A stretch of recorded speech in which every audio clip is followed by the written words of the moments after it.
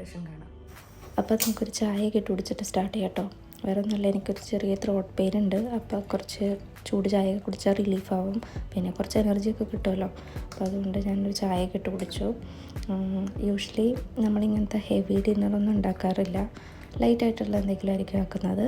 ഇന്നിപ്പോൾ പുറത്ത് പോകാമെന്ന് വിചാരിച്ചപ്പോഴത്തേക്കും അങ്ങനെ ഡിന്നർ ഒക്കെ ആക്കിയിട്ട് പോകാം, അങ്ങനെ ഒരു പ്ലാൻ കേട്ടോ ഉണ്ടാ ആക്കണത്. ഇങ്ങനത്തെ ഡിന്നർ എന്താണെന്ന് വെച്ചിട്ടുണ്ടെങ്കിൽ, ഞാനിപ്പോൾ ഇങ്ങനത്തെ ഐറ്റംസൊക്കെ ഉണ്ടാക്കൽ തന്നെ കുറവാണ്. ഈ ഒരു ഇന്ത്യൻ ഐറ്റം അല്ല ഇത്.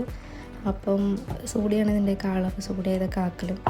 എന്നിപ്പോൾ സൂടി ചെയ്തേക്കണത് എനിക്ക് കണ്ട പരിചയമുണ്ട്. അപ്പോൾ അത് വെച്ചിട്ട് ഞാൻ ഫസ്റ്റ് ടൈം ഇങ്ങനെ ആക്കണത്. ഇങ്ങനെ ഞാൻ ചായയൊക്കെ കുടിച്ചു. സൂടി പുറത്ത് വയ്ക്കുന്നതുകൊണ്ട് തന്നെ ഞാൻ വേഗം പരിപാടിയിലൊക്കെ തുടങ്ങി. അപ്പോൾ ആദ്യത്തെ പണിയെന്ന് പറഞ്ഞാൽ, അത് മെയിൻ താരം എന്ന് പറയുന്നത് ബീഫാണ് കേട്ടോ. ബീഫ് വെച്ചിട്ടുള്ളൊരു ഐറ്റമാണ്. അപ്പോൾ ബീഫ് നമ്മൾ ഇതിനകത്തേക്ക് നല്ലോണം ഭയങ്കര തിന്നായിട്ട് കട്ട് ചെയ്ത് വെക്കുക. കട്ട് ചെയ്ത ബീഫിലേക്ക് ചെറിയൊരു മാരിനേഷൻ കൊടുക്കുന്നുണ്ട്.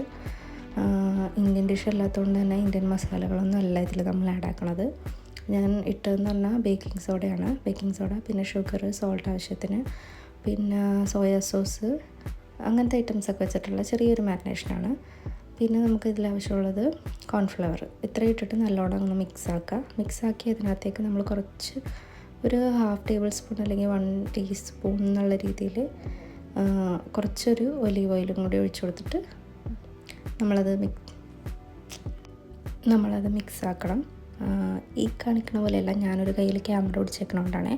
നല്ലോണം കൈ വെച്ച് തന്നെ നല്ലോണം മിക്സാക്കിയിട്ട് അതൊരു സൈഡിലേക്ക് കീപ്പ് ചെയ്യുക. അതിന് ശേഷം നമുക്ക് കുറച്ച് ഐറ്റംസൊക്കെ കട്ട് ചെയ്ത് വെക്കാറുണ്ട്. ഇതാ ഞാൻ ഈ കാണിക്കുന്ന ഐറ്റംസാണ്. ക്യാപ്സിക്കം ഉണ്ട്. ഇതിൽ മെയിൻ വേറൊരു തരം എന്ന് പറഞ്ഞിട്ടുണ്ടെങ്കിൽ സ്പ്രിംഗ് ഓണിയനാണ്. സ്പ്രിംഗ് ഓണിയൻ്റെ വൈറ്റ് പോർഷൻ, ഗ്രീൻ പോർഷൻ, പിന്നെ വൈറ്റും ഗ്രീനും കൂടി വരുന്ന പോർഷനൊക്കെ ഞാൻ സെപ്പറേറ്റ് കട്ട് ചെയ്ത് വെച്ചിട്ടുണ്ട്. പിന്നെ ഇതിൻ്റെ കൂടെ തന്നെ കഴിക്കാനായിട്ട് കുറച്ച് നൂഡിൽസ് ആക്കാമെന്ന് ഓർത്ത്. അപ്പോൾ എൻ്റെ കയ്യിൽ പാക്കറ്റ് നൂഡിൽസ് മാത്രമേ ഉണ്ടായിരുന്നുള്ളൂ. അപ്പോൾ അതിൻ്റെ പാക്കറ്റൊന്നും ഞാൻ എടുത്തിട്ടില്ല, പാക്കറ്റ് മസാലയൊന്നും എടുത്തില്ല, നൂഡിൽ മാത്രം എടുത്തു. അതിനകത്തേക്ക് ഈ സെയിം ബീഫ് തന്നെ ഞാൻ കുറച്ച് സോയ സോസിൽ മാരിനേറ്റ് ചെയ്ത് വെച്ചിട്ടുണ്ടായിരുന്നു. കുറച്ചും കൂടി കട്ട് ചെയ്ത് ചെറുതാക്കിയിട്ട് അതിന് ഞാനൊന്ന് ജസ്റ്റ് ഒന്ന് ഫ്രൈ ആക്കി എടുക്കുക. പെട്ടെന്ന് കുക്കാവും ചെറുതായതുകൊണ്ട് തന്നെ. അതിലേക്ക് നമ്മൾ കുറച്ച് വെജിറ്റബിൾസൊക്കെ ഇട്ടിട്ട് അതൊരു ചെറിയ നൂഡിൽസാക്കി എടുത്ത് വെജ് നൂഡിൽസാക്കി എടുക്കാമെന്ന് വിചാരിച്ചു.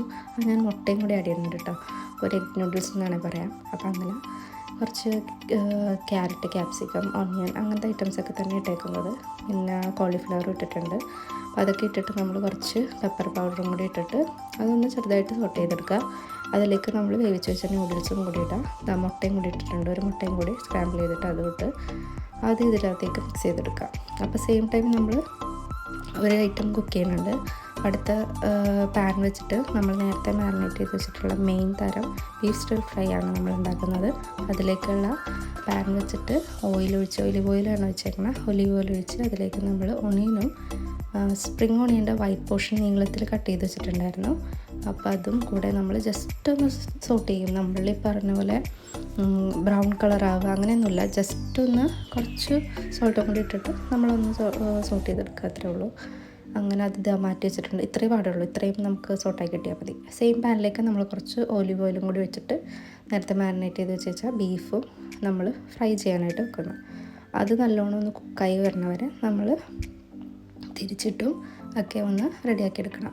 അത് കുക്കായി കഴിയുമ്പോഴത്തേക്ക് നമ്മൾ അതിനകത്തേക്ക് കട്ട് ചെയ്ത് വെച്ചേക്കുന്ന വെജിറ്റബിൾസൊക്കെ ഇടണം. വെജിറ്റബിളല്ല, മറ്റേ നമ്മുടെ ഓണിയനും അങ്ങനത്തെ ഐറ്റംസൊക്കെ നമ്മളത് സോട്ടായി വരുമ്പോഴത്തേക്കും അതിനകത്തേക്ക് കുറച്ച് ചോപ്ഡ് ഗാർലിക്കും ചില്ലിയും കൂടി ഇട്ടിട്ടുണ്ട്. അതൊരു സ്പേസ് ഉണ്ടാക്കി ചെറുതായിട്ടൊന്ന് സോട്ട് ചെയ്തെടുത്താൽ മതി. അപ്പോൾ അതിൽ തന്നെ ബാക്കിയൊന്ന് മിക്സ് ചെയ്തെടുക്കുക. കുറച്ച് ഒലിവ് ഓയിലും കൂടി ഞാൻ അതിനകത്ത് കൊടുക്കുന്നുണ്ട്. അതിനുശേഷം നമ്മൾ ഓണിയൻ മിക്സ്, പിന്നെ നമുക്ക് ക്യാപ്സിക്കം എടുത്ത് വെച്ചിട്ടുണ്ട്, ക്യാപ്സിക്കം അങ്ങനത്തെ ഐറ്റംസൊക്കെ നമ്മൾ ഇട്ട് കൊടുക്കണം.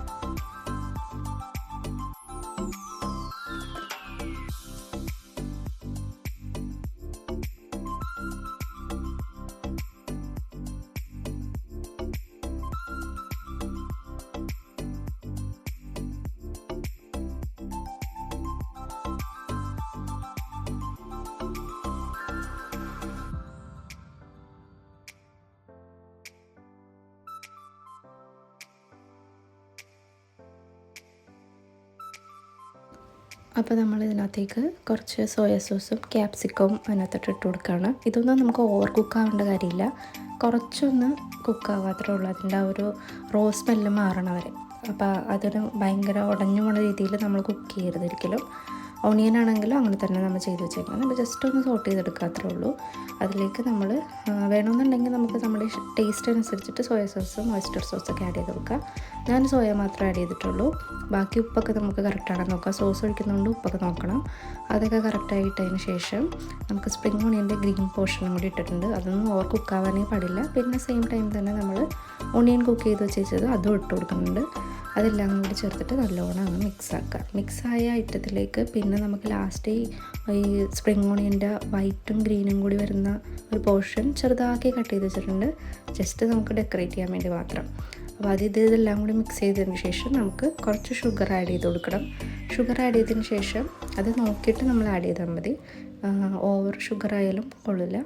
അപ്പോൾ ഷുഗർ നോക്കിയിട്ട് അത് ആഡ് ചെയ്യുക. നമ്മൾ നേരത്തെ മാരിനേഷൻ ടൈമിൽ ആഡ് ചെയ്യാനുണ്ടല്ലോ, അപ്പോൾ നോക്കിയിട്ട് ആഡ് ചെയ്താൽ മതി. അത് ഷുഗറും കൂടി ഇട്ട് കഴിഞ്ഞ് നമ്മൾ നന്നായിട്ടൊന്ന് മിക്സ് ചെയ്ത് കഴിഞ്ഞാൽ സ്പ്രിംഗ് ഓണിയനും കൂടി ഇട്ട് നമ്മളുടെ പരിപാടി കഴിഞ്ഞു.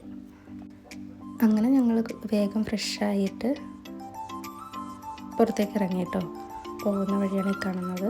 അങ്ങനെ പ്രത്യേകിച്ചൊന്നുമില്ല. അവിടെ ചെന്ന് കഴിഞ്ഞിട്ടുണ്ടെങ്കിൽ ഓപ്പൺ ബീച്ചാണ് അവിടെ ഉള്ളത്.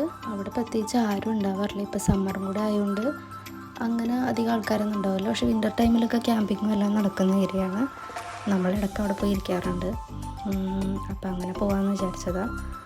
സമ്മറാണെങ്കിലും ബീച്ച് സൈഡ് ആയതുകൊണ്ട് വലിയ ചൂടൊന്നും ഉണ്ടാവില്ല കേട്ടോ. നമുക്കവിടെ ഇങ്ങനെ റിലാക്സ് ആയിട്ടൊക്കെ ഇരിക്കാം, ജഗ്ഗുവിന് കളിക്കുകയും ചെയ്യാമല്ലോ. അങ്ങനെ ഞങ്ങൾ പോകാമെന്ന് വിചാരിച്ച ഇടയ്ക്ക് പോകാറുണ്ട്. അങ്ങനെ പോവുകയാണ്.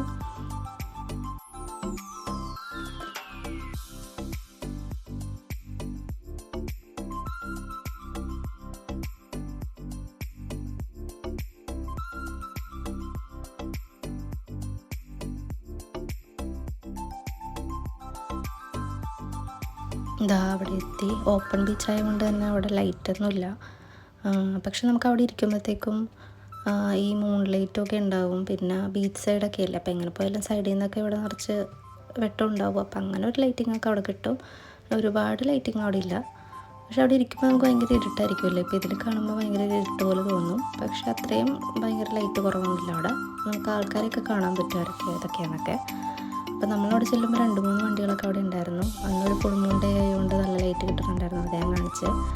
പിന്നെ സൂടിത കാറിൽ നിന്ന് എല്ലാ സംഭവങ്ങളൊക്കെ എടുത്ത് വെക്കാം. നമുക്ക് ഇരിക്കാനുള്ള ചെയറും താഴെ ഇരിക്കാനുള്ള ടൈപ്പിൽ എന്തെങ്കിലുമൊക്കെ മാറ്റിടാമെന്നൊക്കെ വെച്ചിട്ട് അതൊക്കെ എടുത്തുകൊണ്ടിരിക്കാം. ഫുഡ് കൊടുത്തിട്ടുണ്ട് നമ്മൾ. അങ്ങനെ ഞങ്ങളവിടെ പോയി ഇരിക്കാം, റിലാക്സ് ചെയ്യാനൊക്കെ ഒത്തു വന്നതാണ്. അടുത്ത് കുറേ വണ്ടികളൊക്കെ ഉണ്ട് കേട്ടോ.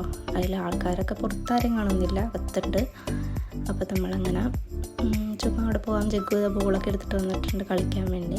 അങ്ങനെ അവിടെ പോയിരിക്കാം. ഗൈസ്, നമ്മൾ ഇതൊക്കെ സെറ്റ് ചെയ്ത് കഴിഞ്ഞിട്ട് ഫുഡ് കഴിക്കണമൊക്കെ കാണിക്കാമെന്ന് ഓർത്തായിരുന്നു വെച്ചാൽ. പക്ഷെ നമുക്കപ്പോഴേക്കും ഒരു ഫ്രണ്ട്സിൻ്റെ കോള് വന്നിട്ട് അവർ നേരെ ഓപ്പോസിറ്റ് താമസിക്കണം. അപ്പോൾ അവരവിടെ ഉണ്ടെന്ന് ചോദിച്ചപ്പോൾ ഇവിടെ ഉണ്ടെന്ന് പറഞ്ഞപ്പോൾ അവരും കൂടി വരുന്നതെന്ന് പറഞ്ഞ്. പക്ഷെ നമുക്കതുകൊണ്ട് ഫുഡ് കഴിക്കണത് എടുക്കാൻ പറ്റിയില്ല. അവർ ഓപ്പോസിറ്റ് തന്നെ താമസിക്കുന്ന ഫ്ലാറ്റിൽ. അങ്ങനെ ഞങ്ങൾ ഡിന്നർ ഡേറ്റ് ആയതുകൊണ്ട് ചെറുതായിട്ട് വൈനൊക്കെ എടുത്തിട്ടാണ് വന്നത്. പക്ഷെ ഒന്നും നടന്നില്ല. ഫുഡ് കഴിക്കണതിന് എടുക്കാൻ പറ്റിയില്ല. അപ്പോൾ ഞാനിവിടെ വെച്ച് ബൈ പറയാണ്. Bye, see you in next video.